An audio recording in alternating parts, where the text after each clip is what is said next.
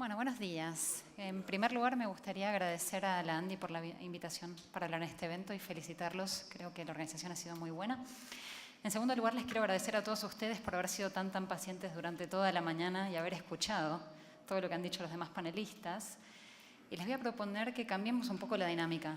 Quiero tener un diálogo con ustedes. Voy a intentar hablar más o menos media hora, les voy a ir haciendo preguntas y les voy a pedir que me cuenten también de sus experiencias. Habiendo dicho eso, hoy les voy a contar un poco sobre nuestra experiencia en la implementación de los sistemas de gestión de energía. Me gustaría empezar contándoles por qué creemos que vale la pena implementar este tipo de medidas, por qué creemos que vale la pena implementarlas en la industria, contarles los esfuerzos que se han hecho a nivel de la comunidad internacional para tener este tipo de instrumentos y finalmente contarles la experiencia de algunos países, incluido Colombia, en la implementación desde el punto de vista del gobierno, pero también desde las industrias.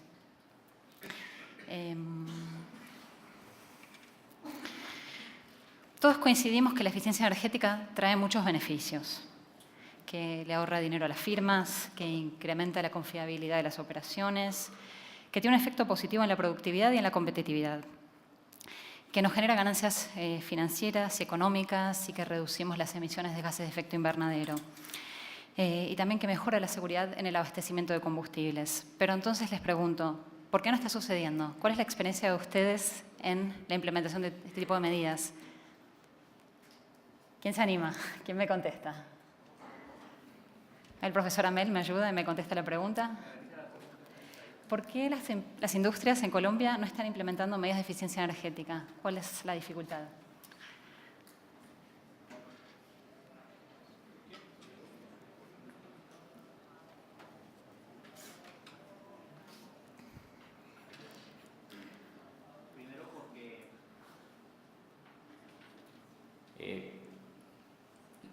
El primer problema que yo he encontrado después de más de 8 años de estar haciendo diagnósticos energéticos industriales en varios programas que se han venido desarrollando en el país, que primero las industrias no conocen realmente de las políticas públicas para el estímulo de eficiencia energética, lo primero.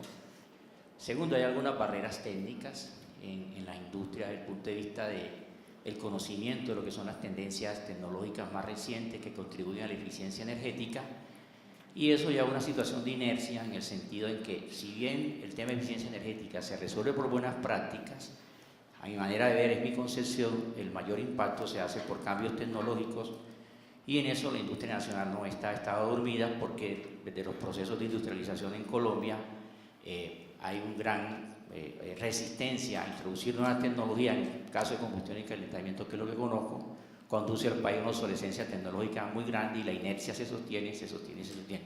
En tercero, porque no hay proyectos demostrativos que trabajen un poco con el efecto Santo Tomás, hasta no creer. Cuarto, hay problemas regulatorios en Colombia. La regulación en Colombia no favorece la eficiencia energética. Se documentan casos de empresas que hacen programas de eficiencia energética, reducen los consumos de electricidad y gas y la tarifa se las aumenta. Y lógicamente el tema de eficiencia energética es un tema también de financiamiento. Yo entiendo que, si bien los esfuerzos tributarios son importantes, el país tiene que hacer una política de choque en financiamiento, tipo chatarraización, unos fondos de chatarraización como se han hecho en el sector transporte, por ejemplo. Me parece que el país perdió 10 años de estabilidad petrolera para desarrollar un proceso agresivo de financiamiento robusto en eficiencia energética. Muchas gracias. ¿Alguien más? Todas las respuestas muy acertadas, pero ¿alguien más se anima a contestar por qué las industrias no implementan medidas de eficiencia energética? Gracias. Muy buenos días, gracias por la oportunidad. Yo quisiera hablar muy brevemente sobre la experiencia que he tenido en Findeter, ¿sí? Promoviendo líneas en eficiencia energética y energía renovable aquí en la regional noroccidental. Principalmente, los productos bancarios no están diseñados todavía para financiar estas inversiones. Términos de plazos, el colateral, los bancos todavía están acoplándose a estas nuevas estrategias, y bueno, es un proceso que queremos impulsar. Conozco que Bancoltex tiene unas líneas enfocadas a hotelería, a clínicas, hospitales, Nosotros en Findeter tenemos líneas enfocadas a todos los sectores que financiamos, principalmente en industria. Sin embargo, como banca de desarrollo que somos, tenemos una restricción de movilizar esos recursos, muchas veces es por la capacidad de endeudamiento también del tomador. La industria tiene una restricción de capacidad de endeudamiento y prioriza invertir y movilizar esos recursos que tiene en sus actividades propias que le generan ingresos y no de pronto en ahorros. Entonces, muchísimas gracias. Todas las respuestas acertadas y apropiadas para el contexto nacional. Lo que encontramos en la literatura en general, que las barreras tienen que ver con que el negocio de las industrias no es la eficiencia energética, sino la producción o el servicio que brindan, porque falta información y entendimiento de las nuevas tecnologías, porque falta capacidad técnica para identificar las oportunidades, porque la capacidad de monitoreo y recolección de datos energéticos es muy limitada, y vamos a volver sobre eso, porque los costos de operación priman sobre los costos de inversión, porque hay una falta de financiación, y porque el conocimiento en general está concentrado en algunos individuos en la empresa y no en la organización como tal. Entonces, de alguna manera podemos agrupar estas barreras en barreras de carácter político, regulatorio, de las condiciones del mercado, del conocimiento de la conciencia que tienen las industrias para implementar este tipo de medidas y en los aspectos técnicos o tecnológicos.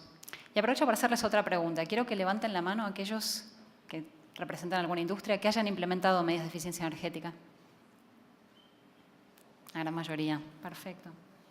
Entonces, todo lo que les estoy contando no es nuevo para ustedes. ¿Por qué proponemos implementar un sistema de gestión de la energía? Porque tenemos el objetivo de mejorar de manera continua el desempeño energético. Y esta idea la voy a traer varias veces. Quiero que se vayan con esta idea a su casa. La mejora continua del desempeño energético. ¿Y qué es eso? Bueno, es un concepto que se diseñó a nivel internacional para reflejar efectivamente cómo se reduce el consumo de industria a industria. Hay una serie de métricas, hay una metodología para determinar cuál es nuestra reducción de consumo contra una línea de base propia de cada proceso industrial. ¿Y por qué necesitamos un sistema de gestión de la energía? Porque antiguamente, vamos a decir, en el siglo XX, la gestión típica de la energía comenzaba con auditoría energética. Entonces teníamos un auditor, especialista, muchas veces extranjero, nos lo pagaba la asistencia técnica o no. Eso tenía un alto costo, nos recomendaba una serie de medidas, invertíamos, aplicábamos las medidas y se reducía el consumo energético. Pasaban 6 meses, cambiaba el proceso productivo, hacíamos nuevas inversiones, se iba el gerente de operaciones, nos volvíamos a encontrar en la misma situación. Y por eso tenemos, yo sigo hablando y me olvido de las filminas, perdonen. Por eso tenemos esta gráfica con los carritos en la montaña rusa, porque no había un control sistemático, porque no había una manera de mantener esos ahorros en el tiempo. Entonces, básicamente, esa es la idea principal de la mejora continua del desempeño energético. Tener un sistema que nos permita, al interior de las industrias, mantener esos cambios en la operación, esos cambios en la gestión, de una manera sostenida. ¿Qué se puede lograr adoptando un sistema de gestión de la energía en términos reales, en términos de ahorros? Esta es una gráfica de uno de nuestros expertos. Lo que demuestra es que el ahorro típico es del 2 al 3% anual, aún sin tener medidas de inversión significativas. Esto se enmarca en las líneas de acción que mencionaba Giovanni Pavón, esas líneas de inversión con muy bajo costo. Se pueden invertir sistemas de gestión de energía solo invirtiendo el tiempo de nuestro staff. El costo de oportunidad es dedicar a nuestro personal de planta e implementar un sistema de gestión. ¿Qué más se puede lograr? Bueno, tener un enfoque gerencial, tener una actividad sistemática, hacer una gestión activa de los usos y costos de la energía, reduciendo la exposición a precios volátiles, tener la obligación de entrenar a nuestro personal y crear la conciencia sobre la eficiencia energética, la obligación de asignar recursos internos, documentar nuestros ahorros, reducir las emisiones de gases de efecto invernadero sin afectar la producción y mantener la continuidad ante cambios del personal.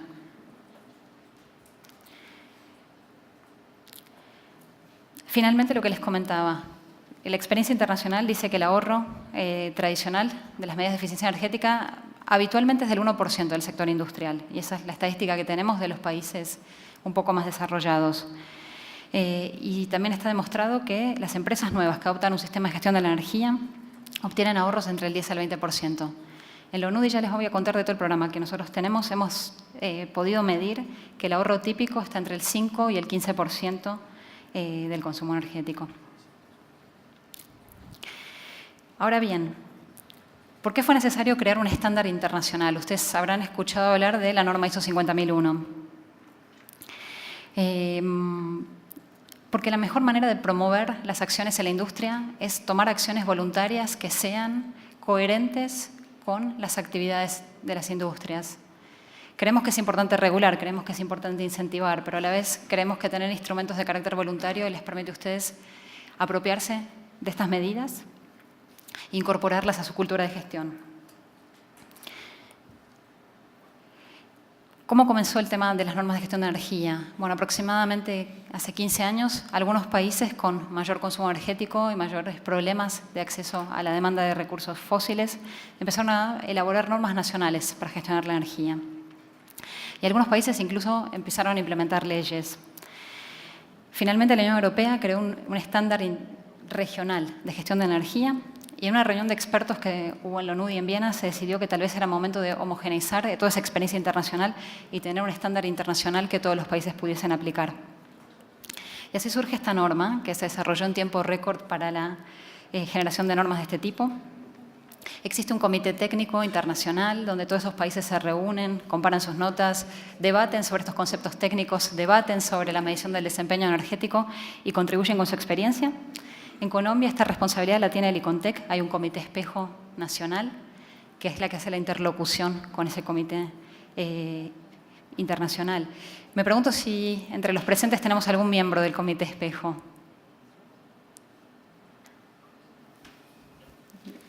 Del comité espejo de Colombia. Es interesante que si algunos de ustedes tienen interés, pueden sumarse al comité y participar de ese diálogo internacional. Ahora bien, quiero hacer unas declaraciones sobre la terminología, ¿no? Nos escuchan hablar los sistemas de gestión de energía, la norma, el estándar, la certificación. El sistema de gestión es este enfoque que planteamos, poder gestionar el uso de la energía, mejorando el desempeño energético de manera continua, de una manera estructurada. Entonces no necesitan seguir un estándar, hay un estándar que nos ayuda, pero es básicamente un cambio de enfoque. Después hay una norma internacional que establece una serie de requisitos para cumplir con ese sistema de gestión. Esa norma internacional no nos obliga a certificarnos. A diferencia de las otras normas de los sistemas de gestión de energía, donde la certificación pareciera ser un requisito, la norma de gestión de energía, la ISO 50001, nos dice que nos podemos autodeterminar. Existe la posibilidad también de que venga una tercera parte independiente, acreditada a nivel nacional, y valide que esa tarea que hicimos se completó, que ha habido una mejora efectiva del desempeño energético. Pero creo que es importante tener claro estas diferentes ideas y creo que es importante saber que existen esos recursos, que existe la posibilidad de adoptar un sistema de gestión de energía sin tener que pensar que es un ejercicio de certificación. Y hay tal vez una idea muy básica sobre lo que es la estructura del sistema de calidad a nivel nacional. Existen los sistemas de metrología que definen los requisitos, las normas. El Comité Espejo del ICONTEC define la norma nacional colombiana de gestión de energía. Existen los sistemas de certificación. Hay entidades nacionales que están acreditadas para reconocer evaluar la conformidad contra esas normas. Estos son los organismos de certificación. Y finalmente hay un ente nacional que es el ente de acreditación que demuestra que esos organismos de certificación tienen esa competencia para evaluar la conformidad. Sé que suena complejo, todo lo que es infraestructura de calidad suena complejo, pero es importante distinguir también estas ideas para que ustedes entiendan cuáles son los servicios que les ofrecen las diferentes agencias y que puedan tomar esas decisiones de una manera informada. ¿Cuál es la experiencia de la certificación o la implementación del ISO 50001 desde que se lanzó en el año 2011? Prácticamente hay casi 17.000 certificados. Esta es la información que tenemos disponible al año pasado. La ISO hace todos los años una encuesta. La mitad de las certificaciones está en Alemania. ¿Por qué? Porque Alemania ha puesto la certificación, el ISO 50001, como una manera de desgravarse de un impuesto que no es muy diferente al impuesto al carbono que se ha puesto recientemente en Colombia. Acá ilustro con un ejemplo. Estos son dos participantes de nuestro programa en Ecuador, muy contentos ahí sonriendo con su certificado. Es una empresa del sector automotriz bastante conocida. A mí no me pone tan contenta esta foto, a pesar de que se han obtenido, han alcanzado el propósito de la formación que se les ha brindado. Y no me pone contenta porque la certificación la han hecho con un ente de certificación extranjero, a costos extranjeros, que no está acreditado a nivel nacional. Estamos trabajando fuertemente en Colombia para que existan organismos de certificación que se acrediten a nivel local y que les puedan ofrecer a ustedes el servicio en condiciones locales. Y que se deciden certificar, ese costo de certificación no sea oneroso. Finalmente, contarles que la ISO 50001 no es una sola norma, que hay toda una colección de normas complementarias que nos ayudan a la implementación del sistema de gestión. En particular, me gustaría resaltar la ISO 50006, que es una norma que nos da toda la metodología para definir nuestras líneas de base, nuestros indicadores de desempeño. Si alguno tiene interés, podemos compartir más información sobre las normas. ¿Hasta acá alguna pregunta? ¿Sigo? Bueno, ¿cuáles son los desafíos y las oportunidades que tenemos desde los organismos de gobierno, desde la comunidad internacional, para garantizar que esta herramienta, que consideramos que es apropiada y útil para las empresas, se pueda adoptar de manera masiva, tanto en Colombia como en todos los otros países que tienen la necesidad de ahorrar energía? Depende de dos cosas. Consideramos que esas 17.000 certificaciones a nivel mundial no son suficientes, que esto tiene que ocurrir a una escala masiva, que el sector manufacturero puede ahorrar esos 5.000 millones de dólares que mencionaban Daniel Romero en la introducción. El éxito de la masificación de la norma o de los sistemas de gestión de energía va a depender de la habilidad que tengamos todos los actores que participamos de este diálogo en demostrarle a las industrias, a las organizaciones y al mercado que hay beneficios reales de ahorro de energía. Y como nos comentaba el profesor Amel, el nivel de soporte político o la legislación asociada con la implementación. Y ahí hago un paréntesis y les cuento que en Colombia ustedes tienen una legislación para este tipo de acciones muy sofisticada. Si no lo digo porque estamos en Colombia, lo digo porque es en serio. No es la situación que me encuentro en todos los demás países donde doy asistencia. Ustedes tienen un marco regulatorio completo, con un plan de acción que define líneas de acción, con incentivos que permiten cumplir esas líneas de acción, con sistemas de monitoreo y con una articulación de los agentes del Estado, como veíamos hace media hora, donde se busca tener complementariedad. Así que, en ese sentido, a mí me alegra ver las condiciones en las que ustedes pudieran adoptar sistemas de gestión de la energía. Ahora les cuento un poco de lo que hacemos nosotros en la ONUDI. Tal vez comentarles que hemos sido promotores de la creación de esa norma, que nuestra intención es transferir buenas prácticas internacionales, que promovemos y apoyamos la implementación de los sistemas de gestión de energía mediante la asistencia técnica. Tal vez no voy a entrar en detalles del programa en Colombia porque después Ricardo Vaquero, que es nuestro coordinador nacional, les va a contar con todas las precisiones lo que estamos haciendo. Y que catalizamos y contribuimos a la transformación del mercado nacional de servicios y productos de eficiencia energética. Creemos que todas estas acciones promueven la reducción de las emisiones y a la mejora de la competitividad del sector. Actualmente tenemos programas activos en 17 países y otros 10 en planeación, que son economías de diferentes escalas, las economías emergentes y muchos países de ingresos medios, con recursos de diferentes donantes internacionales. Contarles un poco sobre los resultados de nuestros proyectos a nivel internacional.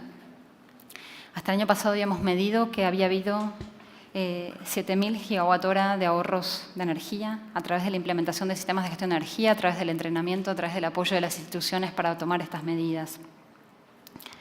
Y para poner eso en contexto, eso equivale al consumo anual de más de 1 millón de hogares en la Unión Europea. ¿Qué población tiene Medellín? ¿1 millón? 3, 4 millones. Bueno, a 1/4 de la población de Medellín.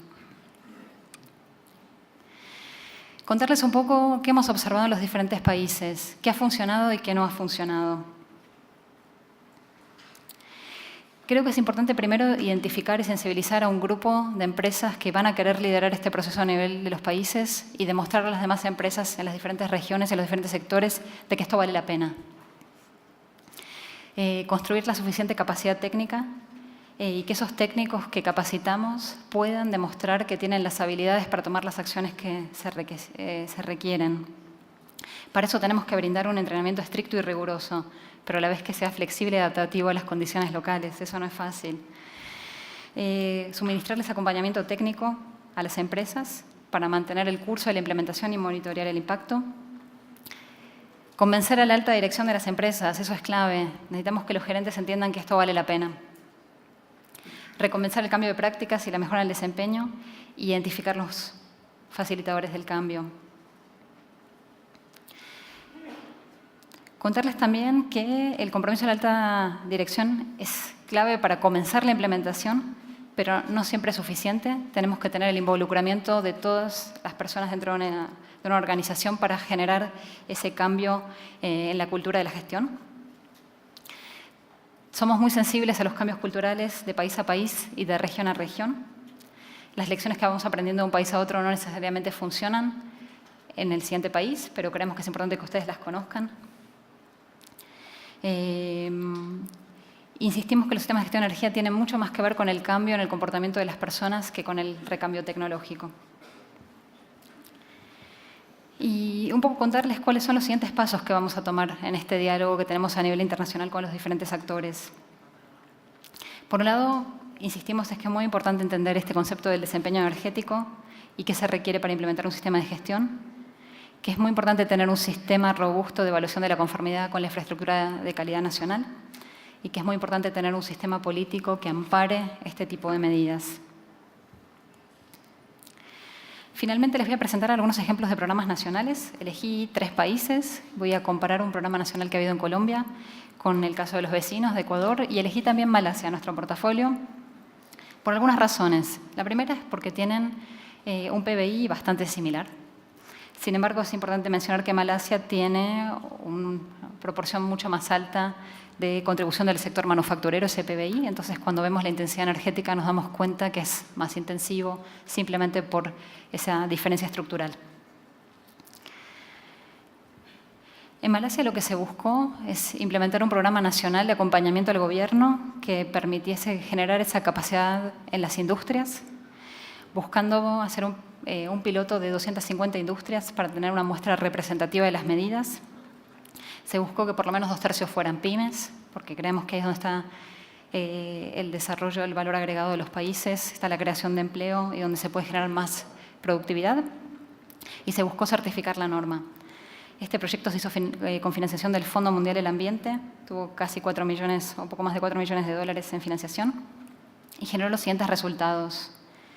Podemos ver un ahorro significativo de las toneladas de CO2 ahorradas, ahorros efectivos del consumo energético, ahorros efectivos de los combustibles utilizados. Tal vez más interesante que los resultados cuantitativos es contarles un poco también de los resultados cualitativos.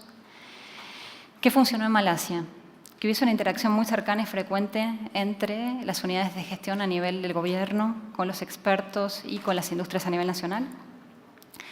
Que la calidad de la formación fuese de alto nivel y que la puesta en práctica a veces era una manera de convencer a los gerentes. O sea, es importante empezar por la alta dirección, a veces empezar con medidas que tengan resultados a través de las líneas técnicas y las industrias permite demostrar a los gerentes que esto vale la pena. En Malasia hicieron una reflexión fuerte de que los mecanismos de auditoría interna son importantes para alcanzar este tipo de programas y que este tipo de pilotos ayudan a suavizar el terreno para que podamos escalar a nivel nacional este tipo de medidas.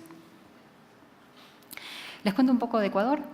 Ecuador es un caso interesante porque si bien comparten frontera y comparten condiciones, en Ecuador me encontré con ausencia completa de un marco regulatorio a diferencia de lo que tenemos en Colombia. En Ecuador la eficiencia energética estaba mencionada de manera muy general en la Constitución, ¿no? Preservar el ambiente para las generaciones futuras. Sin embargo, en Ecuador el Ministerio dijo, vamos a intentarlo, a ver qué pasa, vamos a ver si vale la pena, vamos a probarlo, vamos a hacer un piloto. Cuando en Ecuador se concluyó la implementación de este programa, salió una ley nacional, marco, que promueve estas acciones de manera desarrollada. En Ecuador se empezó con una escala mucho más pequeña, se alcanzaron 200 instalaciones industriales.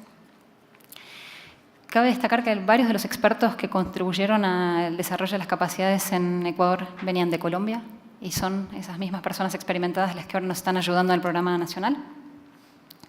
Y también mencionar que hay toda una serie de resultados tangibles que se han medido, que se pueden demostrar, y hay una serie de casos de estudio que pueden ser útiles para ustedes para conocer. Y tal vez compartir una reflexión más sobre lo que perciben los industriales. Cuando terminamos el programa en Ecuador, fuimos con esas barreras que nos dice la literatura y que nos cuentan que esto es lo que debería ocurrir en las industrias. Y les preguntamos a los industriales qué les parecía, cuál había sido el mayor desafío que ellos habían tenido a la hora de implementar esos resultados. Fue interesante que las industrias, las barras rojas, insistieron muchísimo en que la principal barrera es una barrera de conocimiento, la dificultad en la medición de los ahorros, el conocimiento sobre los programas y las tecnologías, la dificultad en recolectar los datos energéticos. Ahora voy a buscar en esa tabla dónde está el apoyo de la política pública.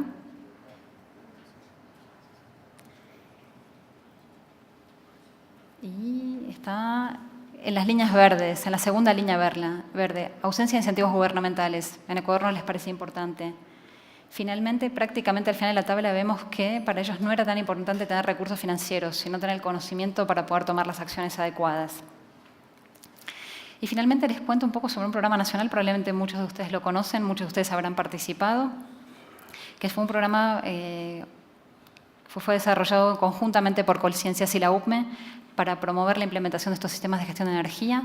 Este programa nos sirvió de base para la asistencia técnica que ahora estamos brindando, que tuvo resultados muy claros. Se creó un primer grupo de expertos nacionales que tienen la capacidad de tomar algunas medidas.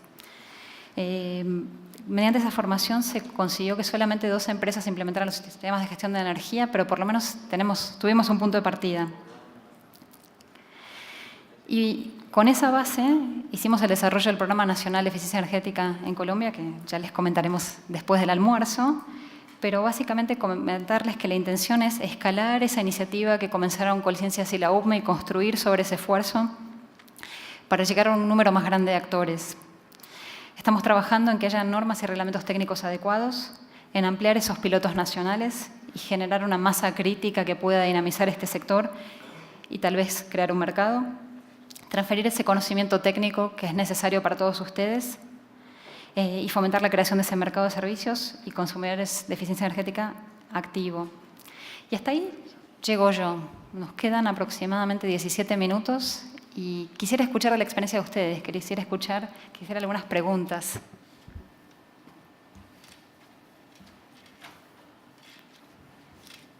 ¿Nadie se anima? Tienen hambre, ¿no?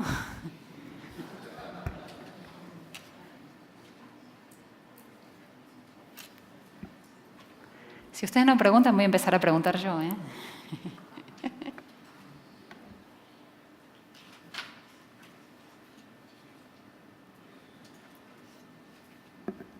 Bueno, empiezo. Dale. Ante dificultades económicas que las empresas pueden tener con una situación macroeconómica nacional difícil, ¿cómo responden las empresas a la estadía de estos programas? ¿Los conservan después o los abandonan? ¿Cuál es la experiencia? La experiencia nuestra es que en general una vez que realmente se adopta un sistema de gestión de energía, existe un momento, lo voy a llamar el momento de la epifanía. Hay un momento que la alta dirección, que el gerente financiero o el responsable de la operación descubre que la eficiencia energética efectivamente le permite ahorrar costos. Eso ocurre aproximadamente en el 60% de las empresas que participan en estos programas. Esas empresas continúan implementando sistemas de gestión de energía. No necesariamente se certifican, pero encuentran el valor. Vemos mucho también que las empresas de escala mediana que no tienen otros sistemas de gestión de energía implementados, es habitual que descubran muchos beneficios adicionales, no solamente el ahorro de energía. Mediante el diagnóstico sistemático de sus operaciones descubren que pueden ser más productivos, descubren que pueden hacer otras mejoras en su operación que tienen que ver con las operaciones unitarias y no tanto con el ahorro de la energía. Para esas empresas también es valioso tener esta herramienta y esas continúan. Para las empresas de gran escala, que muchas veces tienen la vocación de trabajar en sus programas de sustentabilidad, normalmente hay una integración del sistema de gestión de energía en sus sistemas de gestión de calidad, medio ambiente y seguridad. Entonces, se convierte en una herramienta más. Para responder de manera más resumida a la pregunta, normalmente tenemos una tasa de éxito entre el 60 y el 70%, de que empresas que terminan este programa continúan implementándolo de una manera satisfactoria. Aló. Sí, se mostraba que el consumo de energía del país, el 40% es por transporte. Eso mismo debe pasar en otros países. Pero todos sabemos que los motores de combustión son ineficientes.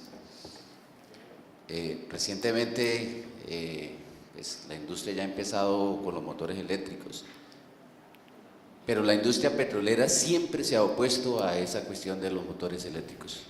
¿Cómo digamos, en su experiencia, han combatido esa resistencia de la industria petrolera al cambio a motores eléctricos? En el sector transporte en particular. Tal vez puedo comentar un poco sobre los programas de electromovilidad que estamos promoviendo en la ONUDI, que tal vez es un programa diferente al que comentaba hoy.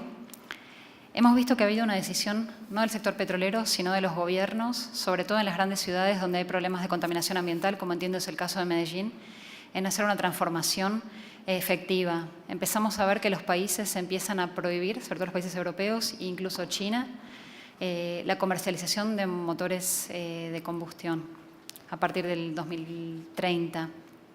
Existe una meta europea también de que el 30% de los vehículos que estén en circulación para el 2030 sean eléctricos.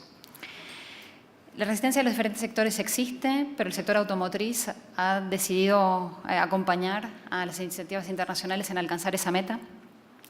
Nosotros tenemos una serie de programas de asistencia técnica en países que son productores de vehículos, principalmente China, Malasia y Sudáfrica. En China se van a utilizar los vehículos eléctricos con una visión más amplia. No es simplemente reducir el consumo energético, reducir las emisiones. Los vehículos eléctricos tienen una ventaja. Son grandes reservorios de energía. Vamos a tener en China millones de vehículos con sus baterías que van a permitir almacenar energía, especialmente en un país donde a veces hay un exceso de capacidad instalada de generación, incluso con algunas de las tecnologías más nuevas, de tecnologías de renovables. Entonces, tener esos millones de baterías circulando por la calle va a permitir acumular esa energía durante la noche y devolverla a la red en las horas pico cuando es más necesaria. Suena un poco utópico, pero lo vamos a demostrar. Las tecnologías existen.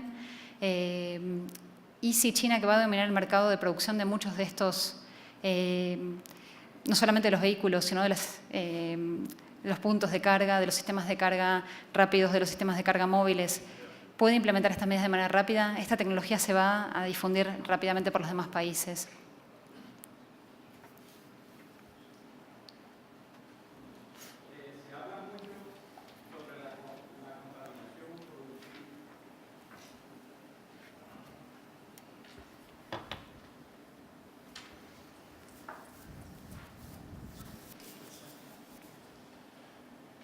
Buenos días. Se habla mucho sobre la contaminación producida por el petróleo y sus derivados, pero yo creo que es muy importante tener presente también la contaminación producida por la energía eléctrica. ¿Qué nos tiene usted que decir sobre eso y cómo la han combatido ustedes? Gracias, muy amable. Básicamente lo que vemos es que hay una selección de medidas que van a ayudar a los países a mitigar el cambio climático. Y veíamos que en Colombia hay una selección de 43 de esas medidas en diferentes sectores.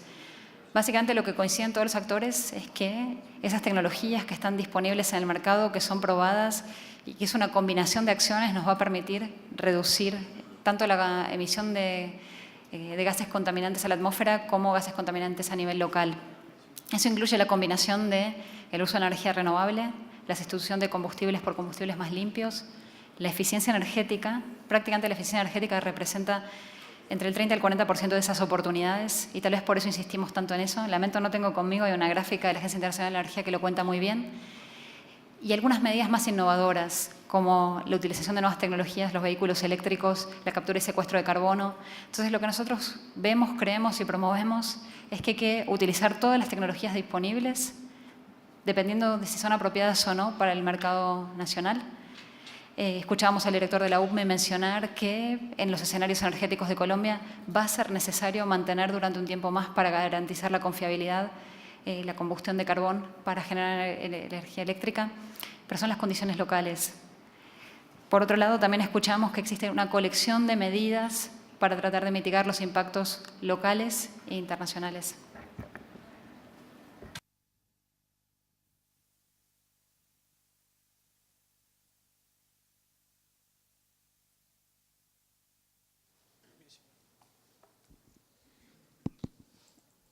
Sin duda que estamos en un periodo de transición energética, se vienen grandes transformaciones en las estructuras energéticas nacionales e internacionales, un poco jalonadas por el tema de la reducción de gases de efecto invernadero, calidad del aire, el tema del acceso, ojo con eso, o sea, 1.300 millones de habitantes en el mundo no tienen electricidad. 2.8 millones, 2.800 millones de habitantes en el mundo no tienen acceso a calentamiento limpio, a sistemas de combustión limpia, cocinan con la olla de 3 piedras. Esos son como los retos, a mi manera de ver, en la problemática energética mundial. Y eso anima entonces hacia una transición en que el tema del ambiente, el tema del acceso, el tema de la eficiencia, el tema de la productividad tienen que ser satisfechos. Y uno diría entonces, yo soy profesor de termodinámica, entonces en el día a día estudio la transformación energética, y la termodinámica nos enseña 2 cosas. Primero, no hay sistema energético inocuo. Todo sistema energético genera impactos ambientales, absolutamente todo. Y segundo, siempre que hacemos transformaciones energéticas, generamos entropía, y generar entropía es pasar a condiciones de menor energía disponible. Son 2 axiomas fundamentales. Entonces, el tema de los renovables y el tema de la irrupción de la electricidad para llenar algunos segmentos de suministro de energía que se necesitan por las razones expuestas, yo diría que hay que tomarlo con una expectativa en sus justas dimensiones. En sus justas dimensiones. Porque si un país, o una región, o una institución de cooperación internacional no toma esas tendencias en sus justas dimensiones, puede dar señales equivocadas que en algún caso son irreversibles, que finalmente nos pueden llegar a situaciones más complicadas. En Colombia hubo un presidente que fue muy famoso porque dijo que la corrupción había que ponerla en sus justas dimensiones. Yo digo que las expectativas de la transición energética hay que ponerla en sus justas dimensiones, para no equivocarnos. Y habría que decir entonces que la energía eléctrica traerá problemas ambientales. Científicamente está demostrado que los campos electromagnéticos tienen efectos biológicos. Voy a hacer un chiste. Una exageración, un poco utopía macondiana. ¿Qué tal que a nosotros nos digan que los campos eléctricos en las baterías generan impotencia? Por decir algo. Mucha gente se asustaría, ¿no es cierto? Pero eso es un chiste. Conclusión, todos los sistemas energéticos no son inocuos y el electromagnetismo también tiene impactos ambientales donde se supondrá que el desarrollo científico y tecnológico avanzará para atenuarlos y poderlos manejar. Muchas gracias.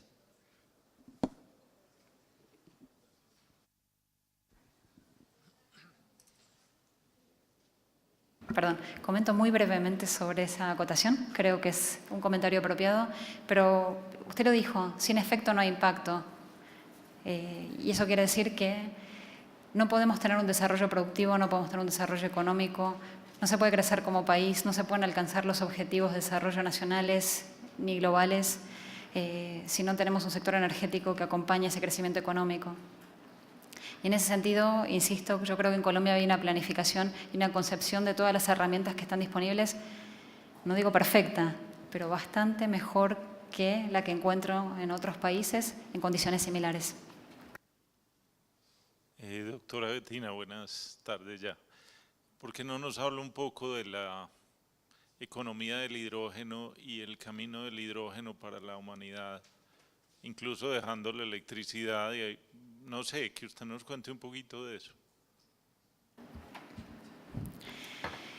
El tema del hidrógeno es un tema que no termina de despegar. Hay una serie de tecnologías identificadas como tecnologías probadas de mitigación que por diferentes razones, por ejemplo en el caso del hidrógeno, el tema del almacenamiento, no terminan de tener el apoyo y la dimensión internacional que es necesaria. En el caso del ONUDI, Entre el año 2000 y 2010 hubo un centro dedicado a la investigación financiado por el gobierno de Turquía, donde se probó la aplicación del hidrógeno para todas las tecnologías.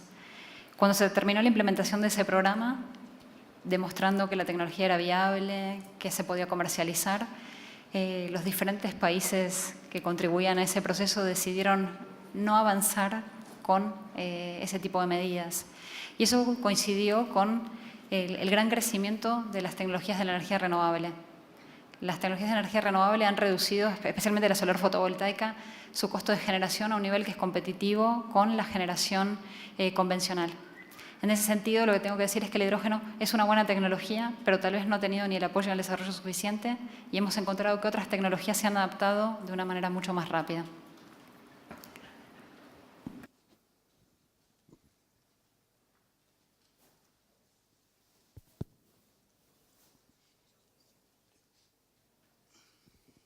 Muy buenas tardes para todos los damas y caballeros. Señor Julio César Ibargüen Braya, del departamento del Chocó.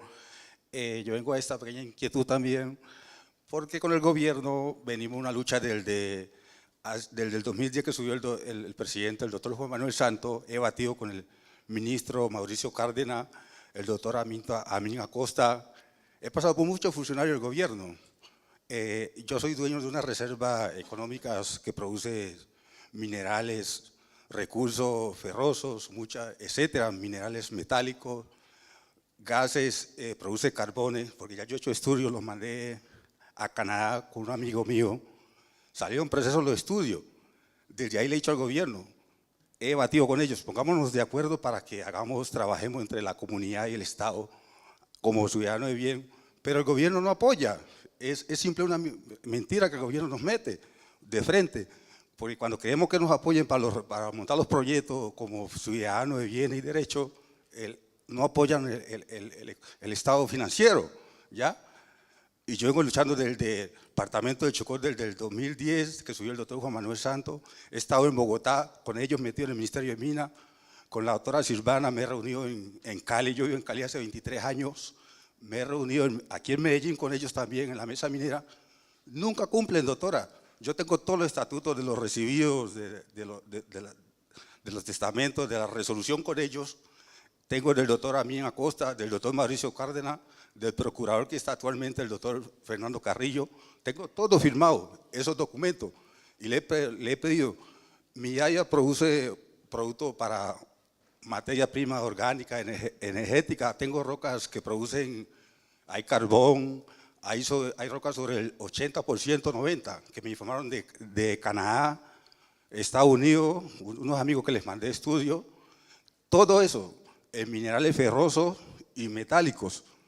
Está el cuaque, también lo hay en mi área de reservas mineras. Le he pedido al gobierno, pongámonos de acuerdo para yo realizarme cuál es el apoyo financiero, y el gobierno, por un lado le hace a uno sí, y por otro lado le hace el conejo, le baila el indio a nosotros ciudadanos, nos engañan porque ellos quieren, ¿cómo se entrega?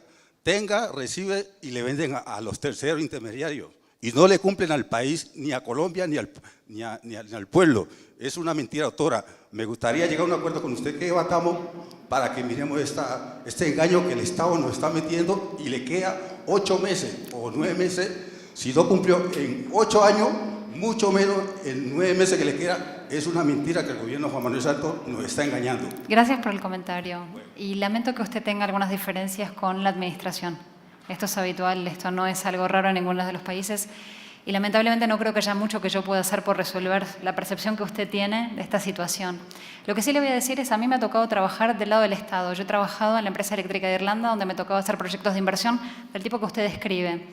Entonces me tocaba viajar por muchos países, recibir a gente como usted, escuchar sus proyectos de inversión, entender por qué querían invertir, por qué querían que nosotros pusiésemos capital.